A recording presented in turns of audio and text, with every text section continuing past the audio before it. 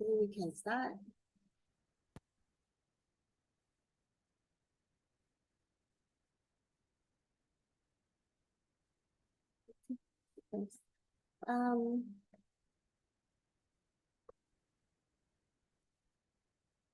Warm welcome to Abode Masters, Brother Joe Huang, Hualien Dharma team, and brothers and sisters around the globe to Saturday Hualien Dharma Talk. A very good morning. Let us start the session for today.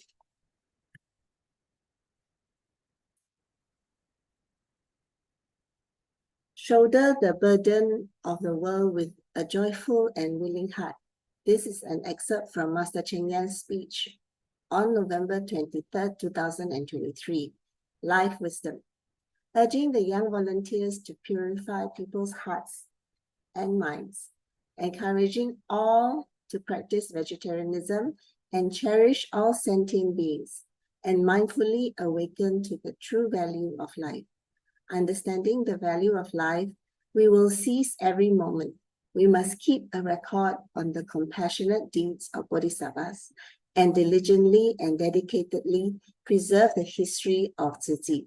The younger generation should take over the baton and continue the legacy and shoulder the burden of the world with a joyful and willing heart. This is an excerpt by Sister Su Ching, Tzu Chi, Singapore.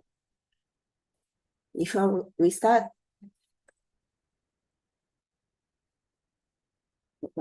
now let us send our sincere prayers into 10 directions.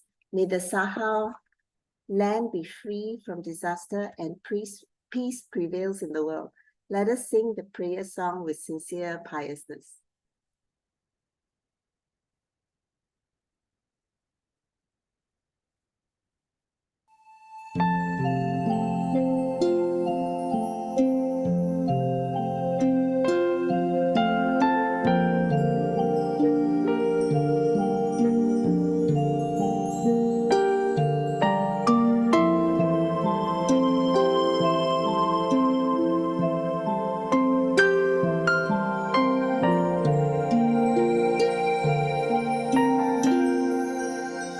In my heart,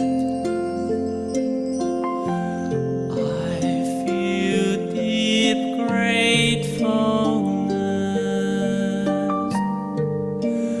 All my heart is filled with sincere prayer.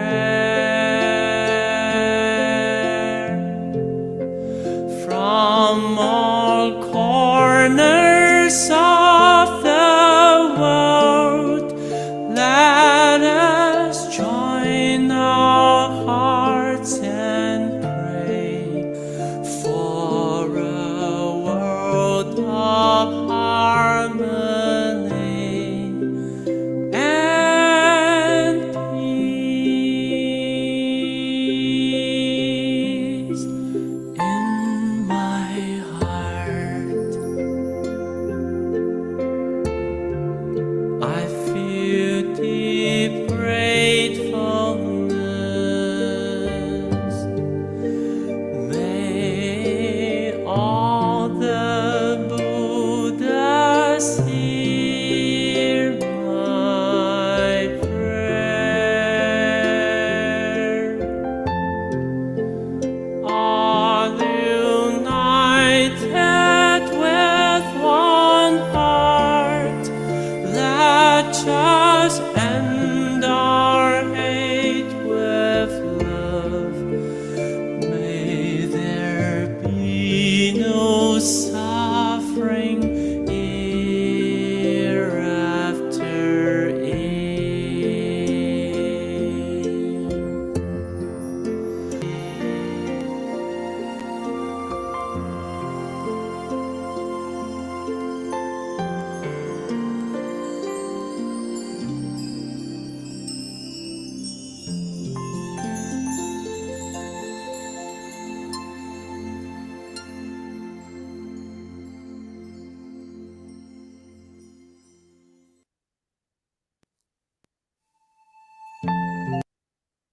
May all minds be purified. May there be peace in the community. May there be no disasters in this world. Together we pray for universal love and blessing. With loving respect, gratitude, and confidence, let us wish every person in our lives a healthy body, an enlightened mind, and a total fulfillment in universal love. Now let us expand this consciousness to include every person in the world, every being in the universe. Let our unified love make this wonderful world even better. Let us all immerse ourselves in the joyful embrace of universal love. Before we hear the wondrous sharing, let us invite our broadmasters to lead us in paying homage to the Triple Gem. Let us pay our respects for these teachings and explanations to the Buddha and Master Ching Yen by making 3 sincere bows. Please rise. Palms together. First bow. Second bow. Third bow.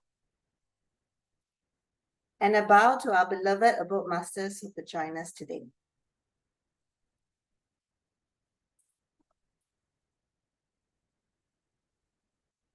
This morning we will have Brother Chin and then followed by all the brothers, Brother Benjamin, Brother Jeffrey, Brother Lau, talking about sending computers to the underprivileged. Then we will have Sutra Adaptation sharing from Tzu Chi, Taiwan. Before we continue, I will share with you last week's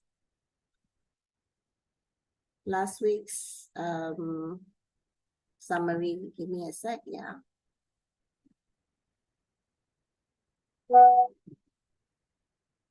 Okay, hold on a bit.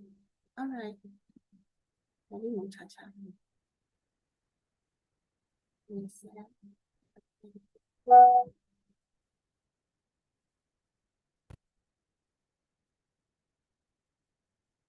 It's very strange to make a summary of my own sharing. Okay, that's me. So I will read it as me. 3 generations bound in the Tzu family. My mother's service is done diligently. 20 over years she devoted with a volunteer's heart in the island of Penang, where we all start. In June 2023, I was commissioned and a purpose found. The seed planted, now thriving with its roots firmly in the ground. It was the entrepreneur's camp in Hualien, which was a turning tide. It was there I made the vegetarian choice as my life's compass was clarified. In 2019, I finally relented and a volunteer role embraced. Through the parent-child bonding class, more connections were placed. Participation in recycling, fundraising, and refugee aid amidst the pandemic efforts were displayed. So many friendships are woven amidst trials and glee. I'm so grateful to contribute through the many activities. Tzu Chi's impact is a stronger family ties. Tzu Chi is a platform for service, and through service, my spirit soars high. Then we have Sister Yati from South Africa, who spoke about the power of the bamboo bank spirit, but more important than just the power, it is the application of the bamboo bank. Excuse me. In the heart of Zambia, Tzu Chi's presence was found. In a landlocked nation, its echoes profound. During the pandemic, Sister Yati connected through technology's guide. With Lusaka as its pulse, the Tzu Chi influence grew far and wide. In Chipata, East Zambia, Sister Olivia's story now told. She traveled 2.5 hours and met an old granny at the side of the road. Sick and alone, her plight was shared. The soup kitchen idea was sparked just because Olivia can. When the community rallied, food contributions bloomed, buckets filled and kitchens assumed. At first start, 22 hands formed the volunteers brigade, fed many hungry souls beneath kindness and compassionate shade. Bamboo banks is how small contributions start.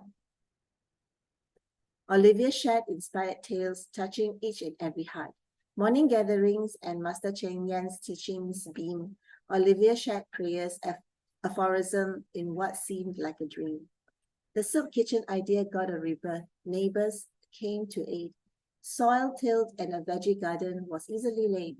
The bamboo spirit is diverse in its way. Sister Yachi organized online seminars and touching hearts night and day. In every Tzu Chi training, hundreds came from near and far. Villagers trekked to be part of a spiritual seminar. Chairs were scarce and hearts overflowed. Teachings bloomed and many spirits glowed. Master Cheng Yan and the Sutra's teachings defy distance. Volunteers find their hearts even with little subsistence.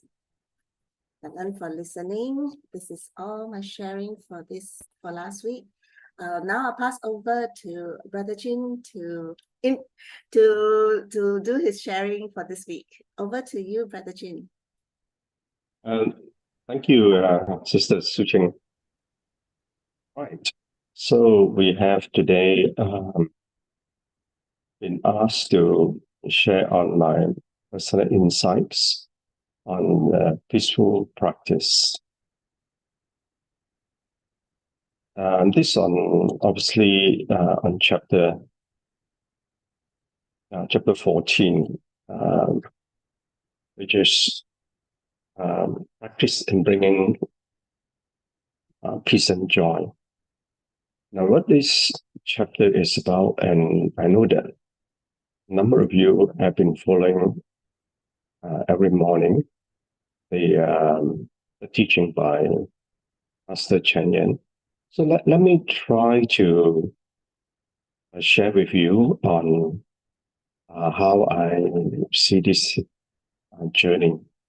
Now, actually, this chapter 14 is really about the dialogue between Manjushri and the Buddha. So Manjushri asked the Buddha, since there will be so much to enjoy, if this is the case, how can we avoid these stabilities? Now, this context is in which this question that Manjushri asked the Buddha was this. So the Buddha had earlier given predictions to his disciples. And obviously, at that time, they were small vehicle practitioners and growing towards the Bodhisattva path. And obviously, in the Bodhisattva path, one has to return to samsara, the short samsara, to help to transform sentient beings.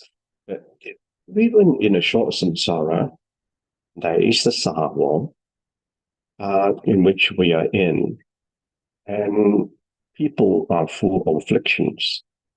So, and when the question was asked by the Buddha about returning to short samsara, the disciples were more willing to go to places in which there were not as much afflictions as the Sahara.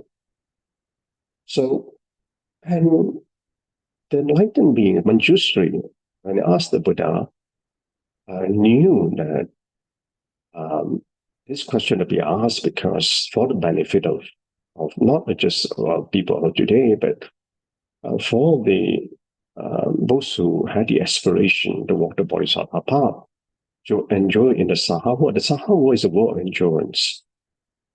So how can we avoid these stabilities? The concern was that if we return to the Sahawa, will we then be affected by the defilements of sentient beings? So the Sakyamuni Buddha then responded, and he taught compassionately and gave the teachings of the 4 practices of bringing peace and joy. And these 4 practices are through the body, through the speech, through the mind, and through the vows. So this context in this chapter 14 is about these 4 practices. If we can abide in peace and joy in the body, the speech, and the mind, and through our vows, then we'll be able to overcome or transcend through the activities in the Dharma degenerating age. So, as we are right now we are in the Dharma degenerating age, which is full of activities. And this is what the Buddha taught in chapter 14, to be able to transcend, or the Bodhisattva to transcend this condition of perpetuities. So obviously, there's been a number of episodes that we've been through. But let me try to share with you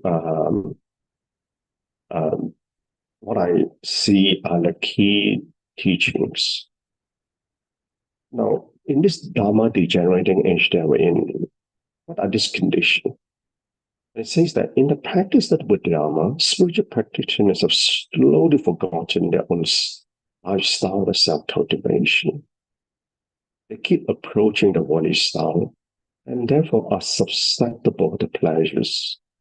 And all they want is to receive offerings. Now, this particular line, paragraph, Master describing and interpreting from the chapter 14, this age that we are in, even though we could be practicing, it says that spiritual practitioners have slowly forgotten their own lifestyle. And this is what this lifestyle is, lifestyle of practitioner. Obviously, during the time of the Buddha, there are, if you remember, the 4 full assemblies, right?